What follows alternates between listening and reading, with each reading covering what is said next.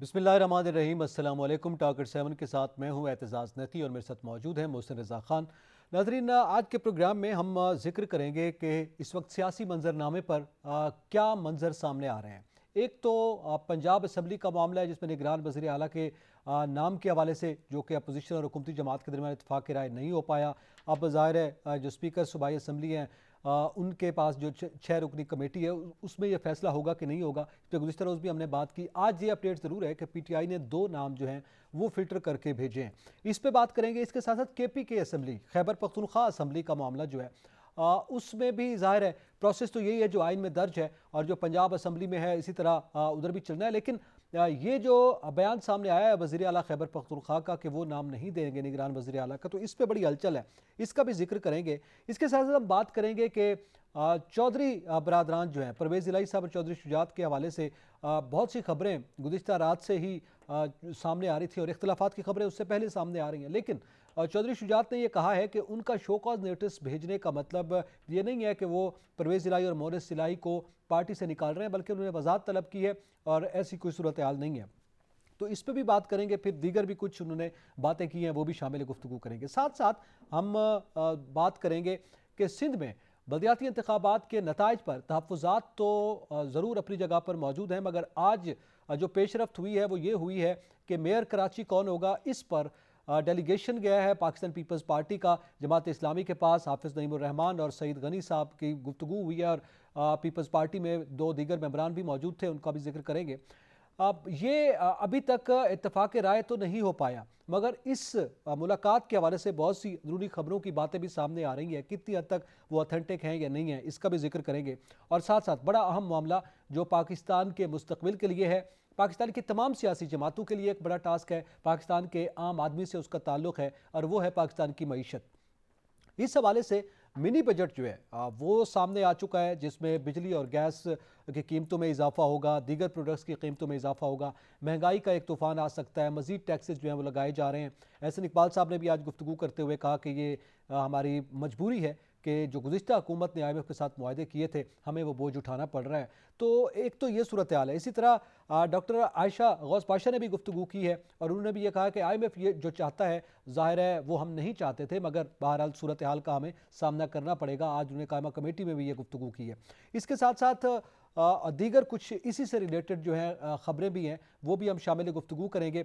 इस पर अंजुम निसार साहब जो कि साबिक सदर हैं FPCCI के, उन्होंने बड़ी खुली डुली बातें की हैं और शदीद तहफ़्फ़ुज़ात का इज़हार किया है। गवर्नर स्टेट बैंक इससे पहले LCs खोलने की जो बात कर चुके हैं और अब ये कह चुके हैं कि आइंदा हफ्ते तक हमारे ज़र मुबादला के ज़खायर बढ़ेंगे तो LCs खोलेंगे। लेकिन इस पर उन्होंने जो शदीद तहफ़्फ़ुज़ात का इज़हार किया है वो भी आज हम गुफ्तगू करेंगे। मुज़फ़्फ़र रज़ा खान साहब बहुत शुक्रिया। सबसे पहले तो पंजाब असम्बली का मामला, वैसे पंजाब का मामला तो हम देख रहे हैं कि चलता रहा सियासी तौर पर और उसमें बहुत से चीज़ें जो हैं वो लटकती रहीं। अब निगरान वज़ीर आला के नाम पर बात जो है लटकी हुई है। ये खबर ज़रूर सामने आई, PTI ने 2 नाम फिल्टर करके भेजे हैं जिसमें नवीद चीमा साहब का नाम है और अहमद अब्बास सखेरा साहब का नाम जो है वो शामिल किया गया है। अब ज़ाहिर है ये 2 नाम तरफैन से देने थे। अब क्या लग रहा है, ये इस तरह के ये 2 नाम फिल्टर हो चुके हैं, कोई इस कमेटी में आपको लचक दिखाई दे रही है फ्री कहने के मामला हल हो पाएगा? देखें, पंजाब में जो है हम गुज़िश्ता देख रहे हैं कि 9-10 महीने से जी। एक बहरान की कैफियत है और कोई भी फरीक ये अपने मौक़िफ़ से पीछे हटने को तैयार नहीं है। ख़ासकर चौधरी परवेज़ इलाही ने इस मौके को गनीमत जाना और उन्होंने एक दफ़ा फिर वज़ारत आला ली और वो जो जिस तरह उन्होंने ये मामला चलाया उस पर तो फिर कभी बात होगी। लेकिन ये निगरान वज़ीर आला के मसले पे उन्होंने जो नाम दिए उसमें पहले नासिर खोसा साहब थे, अहमद नवाज सुखैया साहब थे, ये दोनों एडवोकेट थे। जी। अहमद नवाज सुखैया साहब तो अभी तक सर्विस में हैं और तीसरे जो थे नसीर खान साहब। नसीर खान, उनके समधी हैं। तो उन्होंने इसमें भी अकरबा परवरी और रिश्तेदारी को निभाने की पूरी कोशिश की। लेकिन उनका एतराज़ है कि मोहसिन नकवी जो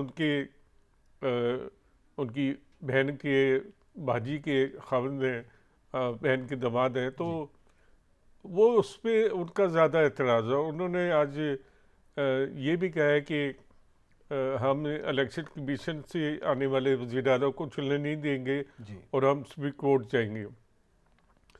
पता नहीं क्या मसला है कि जब एक आइन में दिया गया प्रोसेस है, उसमें हो सकता है कि आपकी मर्ज़ी का आ जाए, हो सकता है आप पे मर्ज़ी का ना आए, लेकिन ये चीज़ें तो तय हो चुकी हैं।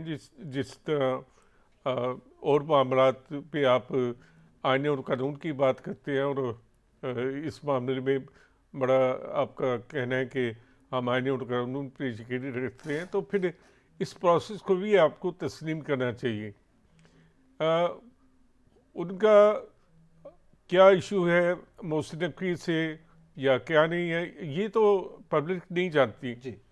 पब्लिक जानती है कि मोहसिन नकवी जो है एक सीनियर सहाफ़ी हैं सीनियर और सहाफ़ी हैं और उनके कई मीडिया के इदारे हैं, मीडिया हाउस है उनका। तो इस सिलसिले में अगर उनका कोई ज़ाती इशू है तो वो उससे बैठ के घर में हल करें। ठीक ये है। इसको इस बात को तमाशा बनाना कि इलेक्शन कमीशन की तरफ से कोई नाम आया, बिल्कुल सही। वो हो सकता है वो आपका मर्ज़ी का आ जाए। आपकी मर्जी का या आपने जो नाम दिए हैं। लेकिन आपको लगता है ये जितना बड़ा एतराज़ वो मोहसिन नकवी के नाम पर कर रहे हैं, तो ये नाम जो है इधर से इन्होंने भी 2 नाम देने हैं, तो ये नाम इसमें से माइनस हो सकता है और दीगर 2 नाम बरकरार रहें। देखें, जिस तरह उन्होंने परवेज़ इलाही और पीटीआई ने नवीद चीमा साहब का नाम जी। अब ऐड किया। दिया है, इस तरह हो सकता है कि हुक्मरान जमात जो है मरकज़ में वो भी किसी का नाम दे दे, लेकिन मेरा ख्याल है कि उनका इत्तेफाक राय इसी पे है, 2 नामों पे। सही है। वरना वो चाहते तो 3 नाम भी दे दे सकते सकते थे। थे। उन्होंने पहले से ही 2 नाम जो है हाँ, बिल्कुल। ठीक है। अच्छा, इसके साथ-साथ हम अगर खैबर पख्तूनख्वा असेंबली का जिक्र करें, वहाँ भी सूरत हाल दिलचस्प है। यहाँ आपने चौधरी परवेज़ इलाही के स्टेटमेंट का जिक्र किया। ये भी बड़ी अजीब व गरीब है कि इलेक्शन कमीशन का फैसला हम नहीं मानेंगे और हमें उसकी नीयत का पता है, तो यकीनी तौर पर फिर आईन और कानून की बालादस्ती की बात जो है वो एक सवालिया निशान बनता है उन पर। इसी तरह हमने देखा कि वज़ीर आला खैबर पख्तूनख्वा ये बात कर रहे हैं कि हम तो नाम ही नहीं देंगे निगरान नहीं, वज़ीर अब उसी लीडर को नहीं देंगे ना उसके साथ बैठेंगे। बैठेंगे, तो वो नहीं, तो दोनों तरफ से हम ये देख रहे हैं कि बड़ी शदीद किस्म की जो है पीटीआई या जो सूबे में हुकूमती जमात है उसका रिएक्शन सामने आ रहा है। देखें, तो ये मसला ये है कि गुज़िश्ता 10 साल से वो वहाँ पे हुकूमत कर रहे हैं पीटीआई वाले, और उनके बारे में जो भी कुछ कहा जाए उन्हें अवाम का एतमाद था, और अभी लगता है ये है कि आइंदा भी वो जो लहर है ये उसकी वजह से वो और ज़्यादा अकड़ गए हैं। अच्छा। और ये बात परवेज़ इलाही ने भी नहीं की कि मैं अपोजिशन को नहीं बैठा, जी। नाम नहीं दूंगा, बल्कि वो ने तो हमजा शहबाज के नामीनी जो थे मलिक अहमद ख़ान, उससे मुलाकात भी की और उन्होंने भी उनसे मुलाकात करके मीडिया से भी बात की। तो ये तो हमारी सियासत पे रवादारी है, और ख़ास तौर पे खैबर पख्तूनख्वा में तो ये रवादारी पंजाब से बढ़ के है। वहाँ तो एक दूसरे का एहतराम किया जाता है और उसको एहतराम की निगाह से देखते हैं। लोगों में शादी गमी में आना जाना रहता है। तो ये बात मुझे महमूद खान की समझ नहीं आ रही कि किस बिना पे वो ऐसी बात कर रहे हैं कि वो अपोजिशन लीडर से ना मिलेंगे ना उन्हें नाम देंगे। ठीक है, तो वो खुद भी चाहते होंगे कि ये रास्त मामला कमीशन में चला जाए। सही है। तो ये इससे हम यही मतलब ले सकते हैं कि वो वहाँ पे तो इलेक्शन कमीशन के मामले पर ये कबूल कर लेंगे, लेकिन क्या अगर इलेक्शन कमीशन पे मामला जाता है, ये भी अपनी बात पर कायम रहते हैं और मामला इलेक्शन कमीशन की जानिब जाता है, तो फिर क्या जो पंजाब में मिजाज नज़र आ रहा है उसके बरक्स होगा फिर खैबर पख्तूनख्वा में? वहाँ पे इलेक्शन कमीशन पे एतमाद हो जाएगा इनका? देखिए, कल अली जदीद साहब कराची में वो डिप्टी कमिश्नर केमाड़ी के दफ्तर पर एहतजाज करने गए थे। वहाँ पीपल्स पार्टी के जानों ने उन्हें तशद्दुद का निशाना बनाया। तो ये जो सियासत में एक इंतहा पसंदी और मारपीट का अंसर शामिल हो रहा है, ये पाकिस्तान की बका के लिए ख़तरनाक है। सही है। सियासतदानों को अपने मिजाज से अपने और अपने तर्ज अमल से ये साबित करना चाहिए कि हमारे में रवादारी है, शाइस्ती है और तहजीब है। बिल्कुल ठीक है, इस पे हमें मजीद जो है वो देखना चाहिए। और फिर ये रवादारी कारकुनान के दरमियान तो खैर इश्तियाल रहा है, पहले भी हो जाती है, लेकिन उसमें लीडर जो है वो कंट्रोल करते हैं, ना कि मजीद इश्तियाल दिलवाते हैं। ये एक ज़रूर तारीख मौजूद है। खैबर पख्तूनख्वा के हवाले से मजीद भी हम बात करेंगे। और फिर पंजाब में भी ओवरऑल जो पोलिटिकल सिचुएशन चल रही है, ज़ाहिर है सिंध का भी एक मामला है, इसका जिक्र करेंगे। एक ब्रेक के बाद हमारे साथ रहिए।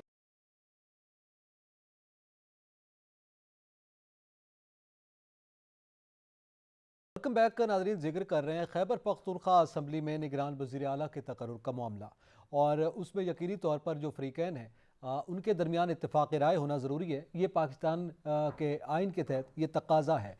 मगर इसमें जो बयानात बिलखसूस PTI की जानिब से और वज़ीर आला खैबर पख्तूनख्वा की जानिब से सामने आए हैं, वो उस पर ज़ाहिर है बहुत सी नुक्ते एतराज़ात हैं जो उठाए जा रहे हैं। मैं अब इस पर वहाँ से भी लेते हैं कि क्या सूरत हाल सामने आती है। सीनियर सहाफ़ी हमारे साथ मौजूद होंगे।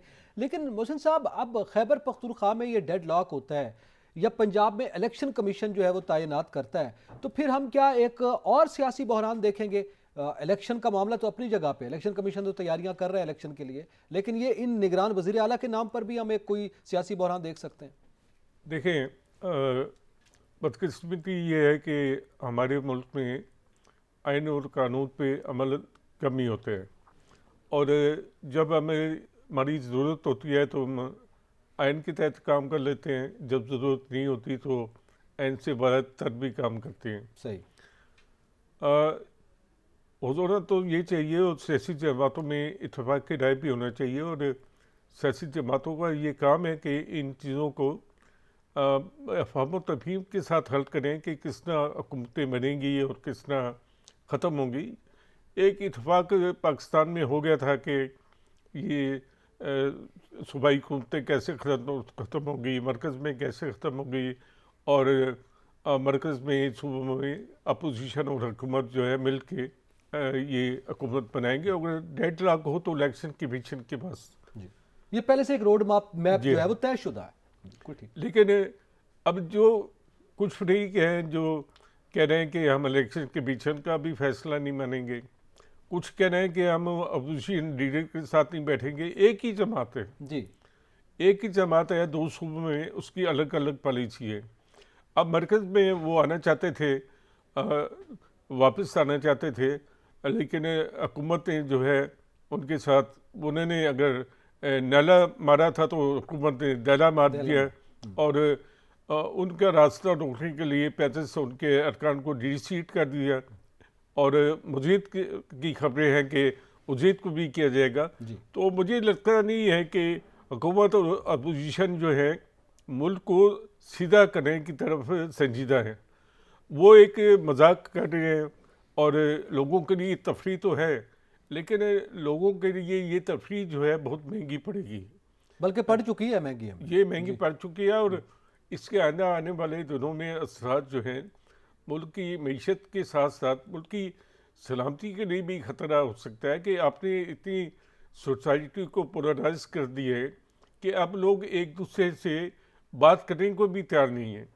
देखें, अगर चीफ मिनिस्टर के लेवल पे ऐसी बातें होती हैं तो अपोजिशन लीडर भी एक साबिक चीफ मिनिस्टर हैं, अकरम दुरानी। बिल्कुल सही। और होना तो ये चाहिए कि उनका आपस में रब्ता होना चाहिए हर मामले पे। हुकूमत की और अपोजिशन के बगैर कोई भी काम नहीं चल सकता। मरकज़ में हम देख रहे हैं कि अपोजिशन नाम की नहीं है, और वैसे ही चंद PTI के 2 दर्जन लोग बैठे हुए हैं, तो ना कोई हुकूमत चल रही है, ना कोई संजीदा बात हो रही है, ना कोई हुकूमत की पॉलिसियों पे संजीदा तनकीद हो रही है। डमी अपोजिशन का रोल प्ले किया जा रहा है यहाँ पे भी। मेरा ख्याल है कि खुद PTI डमी अपोजिशन है और हुकूमत भी डमी बन के रह गई। ठीक है। अच्छा, हमारे चूँकि चाह रहे थे हमारे एक सीनियर सहाफ़ी उनसे रब्ता हो, लेकिन अभी वो रब्ते से आउट जा रहे हैं। जैसे रब्ता होता है इस पर भी हम मज़ीद बात करते हैं। लेकिन चौधरी शुजात ने एक जानब तो ये कहा कि वो नहीं निकाल रहे मोने सिलाई और परवेज़ इलाई को, वजाहत तलब की गई है, और यकीनी तौर पर वो नहीं चाहते कि कोई बड़ी फूट चौधरी बरादरान के दरमियान पड़े। गो के ये खबरें तो हैं कि वो पहले से पड़ चुकी है, बल्कि वाज़ेह भी है। मेरा मोहसिन साहब सवाल ये है कि एक राय दी है चौधरी शुजात साहब ने, उन्होंने कहा है कि मुआशी बहाली के एजेंडे पर तमाम जमातों को मिलकर बैठना चाहिए और एक कॉन्फ्रेंस होनी चाहिए, मुश्तरका कॉन्फ्रेंस, जिसकी सरबराही जो है वो चीफ जस्टिस ऑफ पाकिस्तान करें। तो उनकी ये तजवीज़ के हवाले से आप क्या समझते हैं? अब ये क्या कोई मैसेज है, उनकी अपनी राय है, या ऐसा हो सकता है? देखें, ये तो बात काफ़ी अर्से से की जा रही है कि पाकिस्तान के मामलात को संभालने के लिए अभी नंबर वन मसला चूँकि मईशत का आ गया, जी। तो इस मसले पे भी पाकिस्तान के तमाम स्टेक होल्डर जो कि आइन में दर्ज हैं और जो आइन से मारवर हैं, उन सबको बैठ के एक हिकमत अमली तैयार करनी चाहिए। पाकिस्तान की मईशत का एक रोड मैप बनना चाहिए, ख्वाह कोई भी हुकूमत हो। इंडिया में आप देखें कि बीजेपी और कांग्रेस ने एक इत्तेफाक की राय किया था और उनकी मईशत तरक्की करते हुए यहाँ तक पहुँच गई है कि उनके ख़जाने में 600 अरब डॉलर इस वक्त मौजूद है जी। और वो दुनिया की बड़ी मईशतों में शुमार भी होती है और भी तरक्की कर रही है। इसके बावजूद कि मोदी ने वहाँ पे तबाही मचाई हुई है, अक़लियतों का जीना हराम किया हुआ है और कश्मीर समेत जो भी इलाके जिन पे भारत ने नाजायज़ कब्जा कर रखा है उधर जुल्म और तशद्दुद की इंतहा की हुई है। जी जी, लेकिन मईशत के मामले पे वो सब एक है। तो ऐसा एक कॉन्फ्रेंस चौधरी शुजात साहब ने ठीक बात की है। ये ऐसा होना चाहिए कि इन सबको मिलकर चलें। आप इन मामलात पर नहीं बैठते, निगरान वज़ीर-ए-आज़म तो मईशत पे मिलकर बैठ जाएं, लेकिन ऐसा दिखाई तो खैर नहीं दे रहा, जो पीटीआई का बिलखसूस हम अभी आपने जिक्र किया है। लेकिन इसके साथ साथ जब हम सियासी इस्तेहकाम, ज़ाहिर है मुआशी इस्तेहकाम भी जुड़ा हुआ है सियासी इस्तेहकाम के साथ, और वो बड़ा ज़रूरी अमर है और उसमें ये रवैये बड़ा मैटर करते हैं। लीडर का रवैया नीचे कारकुनान तक मैटर करता है। लेकिन हमने देखा कि जो हमारी दीगर बड़ी सियासी जमात, पीपल्स पार्टी का जिक्र करें, नून लीग का हम जिक्र करें, अब जो सिंध में सिचुएशन डेवलप हुई, जमात इस्लामी शदीद तहफ़्फ़ुज़ात का भी इजहार कर रही थी, वहाँ पे भी हमने एक मुख्तलिफ मंजर देखा, उस पर बात करते हैं। लेकिन खैबर पख्तूनख्वा के इस वक्त क्या अपडेट्स हैं और क्या सूरत हाल है जानते हैं। हमारे साथ लाइन पर मौजूद है सीनियर सहाफ़ी हैं, तजज़ियाकार हैं, जनाब महमूद जान बाबर साहब। बहुत शुक्रिया महमूद जान बाबर साहब। ये फरमाइएगा, खैबर पख्तूनख्वा में निगरान वज़ीर आला के नाम के हवाले से आइनी प्रोसेस तो हम सब जानते हैं, मगर जो बयान वज़ीर आला खैबर पख्तूनख्वा की जानिब से सामने आया, इस हवाले से आप क्या कहते हैं? दीगर उनके अराकीन जो पीटीआई के हैं वो क्या बात कर रहे हैं? देखिए, मैं माजरत ख्वाह हूँ, मैं असल में ट्रैवलिंग कर रहा था जब मैं आपसे बात कर रहा हूँ। मुझे जरा थोड़ा सा उनका वो पता है, क्योंकि 2 घंटों से मैं मीडिया मॉनिटर नहीं कर पाया। अच्छा, वज़ीर आला खैबर पख्तूनख्वा का स्पेसिफिक बयान क्या है? उनका स्पेसिफिक बयान तो यही सामने आया है। जी मोहसिन साहब, आप बात करना चाह रहे हैं? वो कह रहे हैं कि मैं जो चीफ मिनिस्टर के नाम है वो मैं अपोजिशन लीडर को ना तो दूंगा ना उनके साथ बैठूंगा। तो ये तो मैं समझता हूँ कि खैबर पख्तूनख्वा की जो रिवायत हैं उसके भी बरक्स है कि इतना शदीद आपका रद्द-ए-अमल है और कि आप अपोजिशन लीडर के साथ ना बात करने को तैयार हैं, ना उनके साथ बैठने को तैयार हैं। तो इसकी क्या वजह है? देखिए मोहसिन साहब, आप खैबर पख्तूनख्वा को हमसे ज्यादा समझते हैं, हमने आप ही से सीखा है। ये जिंदगी में पहली बार मैंने देखा है कि कोई ऐसी हुकूमत आई है जो कि ना तो वफाकी हुकूमत के साथ सैलाब के मामले पे वर्किंग रिलेशनशिप रख रही है, ना इस सूबे का हक उनसे मांगने के लिए उनको एक टेलीफोन कॉल कर रही है या उनसे राब्ता कर रही है, ना ही इन्होंने मेरी मालूमात के मुताबिक इन साढ़े गुज़िश्ता 4.25 सालों में आज तक किसी अपोजिशन लीडर से राब्ता ही नहीं किया, उनके साथ कोई मुलाकात नहीं की, उनसे कोई वर्किंग रिलेशनशिप नहीं रखी। हालांकि ये इस हवाले से देखें अपने से पहले वाले से बिल्कुल मुख्तलिफ है। परवेज खटक अपने मामलात चलाने के लिए अपोजिशन को साथ लेके चलता था। ये पहली बार ऐसे हुआ है, हम खुद बड़े हैरान हैं कि ये तो वो सूबा है कि जिसमें सब मिलके चलते थे। इस सूबे की अपनी रिवायात थी, बाकी इलाकों के मुकाबले में अलग रिवायात थी। ये पहली बार इतना स्टबर्न और जिद्दी सा स्टांस हम देख रहे हैं। तो इसमें इनका यह है कि ये दरअसल आने वाले इलेक्शन में ये भी साबित करना चाह रहे हैं कि इनका जो बयानिया था इन बाकी जमातों के बारे में, जमीयत उलमा इस्लाम के बारे में, पीपल्स पार्टी के बारे में, मुस्लिम लीग के बारे में, तो वो अपने बयानिए पे कायम है। और इसको ये लगता है वज़ीर आला खैबर पख्तूनख्वा और उनकी पीटीआई की क़यादत को कि अगर वो इनके साथ बैठेंगे तो कोई देखेगा तो फिर वो अपने इनके बारे में जब बात करेंगे तो उस बात को फिर लोग इस तरह एक्सेप्ट नहीं करेंगे अपने लोग। तो ये अपने लोगों को कोई तासुर ही नहीं देना चाहते कि हम इनके साथ कभी बैठ के वर्किंग रिलेशनशिप भी रखेंगे। ये इंतहाई बुरा तासुर है जिसकी वजह से इनके कारकुरान के रवैये में एक अजीब किस्म की जिद आई हुई है। वो जिसके बारे में भी बात करते हैं वो गाली की जबान में बात करते हैं। वो रवादारी, वो मुरवत जो कि यहाँ पे चलता था और लोग एक दूसरे के साथ चल के सूबे को चलाते थे, वो इनके इस दौर में मेरे ख्याल में सबसे ज्यादा जो खराब अच्छा, हुआ इसमें है। मुझे बाबर साहब आपने तासुर की बात की है कि उनका कारकुन या उनका वोटर जो है वो ये तासुर न ले कि ये उनके साथ बैठ गए, उनके नैरेटिव को चोट लग सकती है जो इन जमातों के खिलाफ उनका। लेकिन पंजाब में हमने देखा ये बैठे हैं और इन्होंने निगरान वज़ीर आला के नाम पर ज़ाहिर एक आईनी ज़रूरत है उसके तहत वहाँ पे तो बैठे हैं। दीगर मामलात पे हम अगर उससे पहले जाएं तो काफ लीग और पीटीआई का जो इत्तेहाद है वो बजाते खुद उस पर भी बहुत सी बातें हैं। तो इस तासुर के हवाले से आप क्या समझते हैं, ये सिर्फ खैबर पख्तूनख्वा के लिए? लेकिन खैबर पख्तूनख्वा में इनको एक जोम भी है ना, इनको जोम इस बात का है कि ये सूबा तो हमारा है, इसमें हमने पहले हुकूमत बनाई, फिर 2/3 अक्सरियत के साथ हुकूमत बनाई, अब जब हम आएंगे तो उससे भी ज्यादा अक्सरियत लेके आएंगे। तो इनका ये जो रवैया है तो ये यहाँ पे बिल्कुल डिफरेंट है और ये यहाँ पे किसी को अपने सामने कोई चीज नहीं समझते।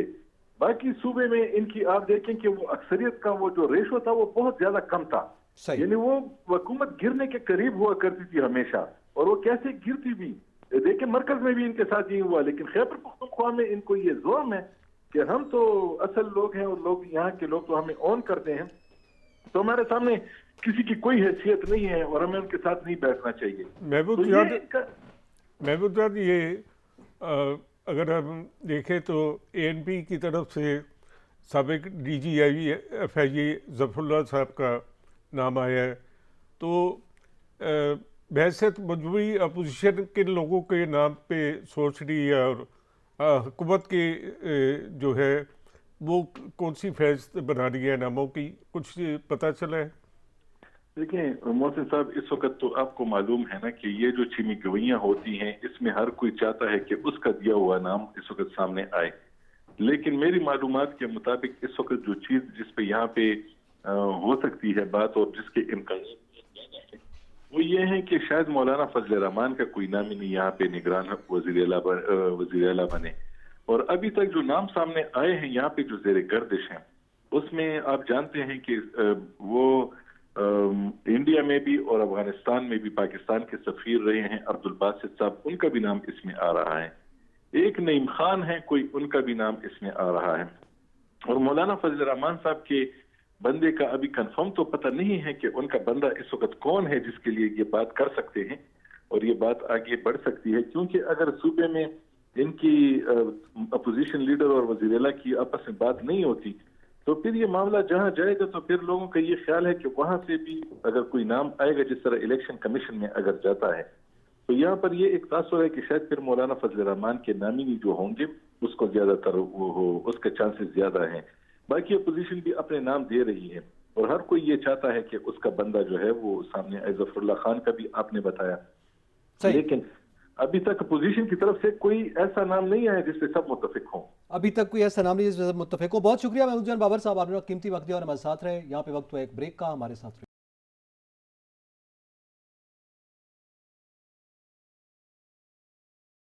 वेलकम बैक नाज़रीन। सिंध की ज़रा सूरत हाल जिक्र कर लें। बल्दियाती इंतखाब के नताइज तो सामने आ चुके हैं, मगर अब कराची के मेयर के पे भी मामला लटका हुआ है। हम देख रहे हैं पंजाब में निगरान वज़ीर आला पे, खैबर पख्तूनख्वा में निगरान वज़ीर आला पे और सिंध में कराची के मेयर पे मामला जो हैं। लेकिन इसमें जमातों का ज़रूर फ़र्क है। पाकिस्तान पीपल्स पार्टी और जमात इस्लामी के दरमियान बहरहाल मुज़ाकरात हुए हैं और आज पीपल्स पार्टी का डेलीगेशन सईद गनी की क़यादत में वहाँ पहुँचा है। उन्होंने हाफिज़ नईमुर रहमान से बात की और उसके बाद मीडिया से गुफ्तगू की गई है। इस पर ज़रा बात करते हैं। आज हाफिज़ साहब ने कहा है कि हमारे जो तहफ़्फ़ुज़ात हैं वो शदीद तहफ़्फ़ुज़ात हैं, हमने पीपल्स पार्टी को आगाह कर दिया है। सईद गनी साहब भी वही बात कर रहे हैं जो पहले भी स्टेटमेंट्स दे रहे हैं। वो कह रहे हैं हम आपके मैंडेट को तस्लीम करते हैं और अगर इलेक्शन कमीशन में जो आपके तहफ़्फ़ुज़ात थे वो दोबारा से उनको देख रहा है और उसका जो नतीजा होगा उसको भी हम तस्लीम करेंगे। तो अब इसमें पीपल्स पार्टी का चलकर जाना, क्योंकि हाफिज़ साहब कह रहे हैं कि पीपल्स पार्टी पहले हमें नंबर 1 जमात यहाँ पे तस्लीम करे, तो आप क्या समझते हैं कि इनका मौक़िफ़ और पीपल्स पार्टी के मौक़िफ़ में क्या फ़र्क है या क्या आगे मोड़ नज़र आ रहा है आपको? देखिए, सबसे खुशाइन बात तो ये है कि पीपल्स पार्टी इस वक्त तक सबसे बड़ी जमात है कराची की, और उनका दावा ये भी हो सकता है कि हमारा मेयर आना चाहिए, लेकिन उन्होंने पहल की है और वो चल के जमात इस्लामी के दफ्तर इदारे नूर हक में गए और बात की है जमात इस्लामी के रहनुमाओं से और ख़ासकर हाफिज़ नईमुर रहमान से। लेकिन कराची की सूरत हाल सादा भी है और मुश्किल भी है। सादा इस तरह कि हर दो सूरतों में मेयर तो हाफिज़ नईमुर रहमान ने बनना है। अच्छा, अगर पीटीआई की सपोर्ट लें तो उसमें यह हो सकता है कि पीटीआई की सपोर्ट के बाद उनको फंड नहीं मिलने का खदशा होगा, और ये होगा कि पीपल्स पार्टी जो है, जिस तरह पहले उन्होंने वसीम अख्तर को एक नाम का मेयर रखा, तो हाफिज़ नईमुर रहमान के साथ भी ऐसा करने की कोशिश करेंगे। लेकिन हाफिज़ नईमुर रहमान और एमकेएम की सूरत हाल में काफ़ी फ़र्क आ गया है। अब एमकेएम माजी की एमकेएम नहीं रही, जो कि लड़ाई मार कुटाई और दंगा फसाद से हर चीज़ मनवा लेती थी। सही। लेकिन जमात इस्लामी के पास तो ये क़ुव्वत मौजूद है, और उन्होंने साबित करके दिखाया है कि तमाम पोलिंग स्टेशनों पे उनके जो पोलिंग एजेंट थे वो फार्म 11 लेने के लिए इसरार करते रहे, और उन्होंने प्रिजाइडिंग अफसर की बातें नहीं सुनी। तो इस लिहाज से जमात इस्लामी को किसी नौकड़ पर लगाने या उसको लालू पाप से मिलाने की कोशिश कामयाब नहीं होगी, और उन्होंने जो मौक़िफ़ इख्तियार किया है वो उससे लगता है कि वो एक तो अपनी बात इस तरह मनवा लेंगे कि इलेक्शन कमीशन में भी जाएंगे, अदालतों में भी जाएंगे, और वो अपना मेयर तो लेके आएंगे। अगर पीपल्स पार्टी उनको सपोर्ट करती है तो ये तो अच्छी बात होगी कि मेयर के साथ लें। अगर नहीं किया तो उनको पीटीआई की तो ऑफर मौजूद है। लेकिन इसमें सबसे जो है दिलचस्प बात यह है कि ये इनिशिएटिव तो पीटीआई को लेना चाहिए था कि वो हाफिज़ नईमुर रहमान से मिलते और कहते कि आपका मेयर और हमारा डिप्टी मेयर होना चाहिए। बिल्कुल सही। उन्होंने कोई इनिशिएटिव नहीं लिया। इससे पता चलता है कि जिस तरह फैसल अजीज साहब ने बताया था, कराची में पीटीआई जो है बड़ी तकसीम है और कोई फैसला करने का उनके पास सलाहियत इस वक्त सलाहियत नहीं है। बिल्कुल ठीक है। अच्छा, इसके साथ ये तो मामलात हैं। अच्छा, ये सारा जो खेल है मोहसिन साहब, और ये सारी सियासी जोड़ तोड़ और ये सारे मुज़ाकरात, इसका मुद्दा और मकसद आप भी समझते हैं और हर सियासियात को जानने वाला ये समझता है कि अवाम है। अब अवाम के लिए तो ज़ाहिर है इस वक्त मईशत बड़ा दर्द सर बना हुआ है। ये जो मिनी बजट अब सामने आया है और इसके जो असरात महंगाई की शक्ल में सामने आएंगे, क्या आप समझते हैं मौजूदा हुकूमत को जब वो तहरीक अदम एतमाद उस वक्त के वज़ीर आज़म के खिलाफ कर रही थी, उनको मईशत की सूरत हाल का इदराक नहीं था या अब उनसे संभल नहीं पा रही? बात यह है कि ये आहिस्ता आहिस्ता जो है ये बड़े पर्दे बने हुए, बड़े पर्दे जो थे ये हटते जा रहे हैं। सही। और जिन लोगों को हम समझते थे कि वो आकर इस मुल्क की तकदीर बदल देंगे, उनके ऊपर भी ऐसी बातें थी। आप देखें कि असद उमर के बारे में कितनी हाई होप्स थी जी। वो आएंगे तो क्या कर देंगे। जो कुछ उन्होंने किया वही इसहाक डार साहब अब कर रहे हैं। अगर मईशत को मुश्किल वक्त में आप निकालने की सलाहियत नहीं रखते तो फिर मिफ्ता इस्माइल को फारिग करके आने की क्या ज़रूरत थी। आपने एक बाकायदा कैंपेन चलाई इसहाक डार ने, और अब ये हालत है कि पाकिस्तान जो है वो बंदरगाह पे 5000 से ज़्यादा कंटेनर पड़े हुए हैं जी। उनका लोग डैमेज बाकायदा अदा कर रहे हैं, और जो असल रकम है, असल रकम से ज़्यादा लोग डैमेज दे रहे हैं, उससे डबल दे रहे हैं जी। लेकिन वो कंटेनर आप लाने के लिए तैयार नहीं है। उससे मुल्क की मईशत जो बैठी है, मैं समझता हूँ कि ये काम तो इंडिया भी नहीं कर सकता था जितना मईशत को हमारे जो है बड़े बड़े मईशतदान इसहाक डार जैसे उन्होंने जिस तरह नुकसान पहुंचाया नुकसान है। पहुंचाया है। अच्छा, इस पे ये जिस तरह की आप बात कर रहे हैं, मईशत की इस वक्त क्या सूरत हाल है? हम ये फिगर्स पे, मेरे ख्याल में लोगों को फिगर्स पे बात करेंगे आइंदा प्रोग्राम्स में, लेकिन थोड़ा सा बात सुन लेते हैं। गुफ्तगू की है जो निसार साहब ने, और उन्होंने बड़े वाज़े तौर पर, आप साबिक सदर हैं FPCCI के और BMP के चेयरमैन, तो आपने जो गुफ्तगू की है ज़रा वो सुन लेते हैं। जी सुनाइएगा, क्या कहा गया? आपने गुफ्तगू सुनी है। मेरे ख्याल में इस पे ये बजाते खुद उन्होंने सवालात उठाए हैं, जो उन्होंने स्टेट बैंक के LCs न खोले। आपको याद है कि गुज़िश्ता रोज़ गवर्नर स्टेट बैंक ने यह कहा कि ज़र मुबादला के ज़खायर बढ़ेंगे, बाहर से डॉलर्स आ रहे हैं और उसके बाद हम LCs खोल देंगे। मगर जिस अंदाज में ये बात की जा रही है कि इंडस्ट्री बंद है और जो चल रही है वो भी बैंकों के लिए कमा रही है। देखिए ना, वो कहते हैं कि 100 जूते और 100 प्याज खाने वाली बात। अभी जब आपने कहा था कि हम आवाम पे बोझ नहीं डालेंगे और IMF से आप वापस आ गए, जी, तो यही तो इल्ज़ाम आप लगाते थे असद उमर पे कि उसने ताख़ीर कर दी। और अब आपने वही काम किया है कि आप IMF की शराइत मानने को तैयार नहीं है। अब आप देखें, एक सिलेंडर जो है वो 3,000, 4,000, 5,000 का गैस का आता है। जी, तो आपके देही इलाकों में लोग और जिनकी गैस सुई गैस नहीं लगी हुई, तो वो इसको इस्तेमाल करते हैं। बिल्कुल ऐसा। वो कोई रोना पीटना नहीं बचाते। लेकिन आप जिन लोगों को एक घर में सुई गैस के कनेक्शन हैं, उनकी पैसे बढ़ाने के लिए तैयार नहीं है, क्योंकि आपको वोट का खतरा है कि ये शायद हमें वोट ना दे और हमारे खिलाफ टिकट ना चल जाए TV पे।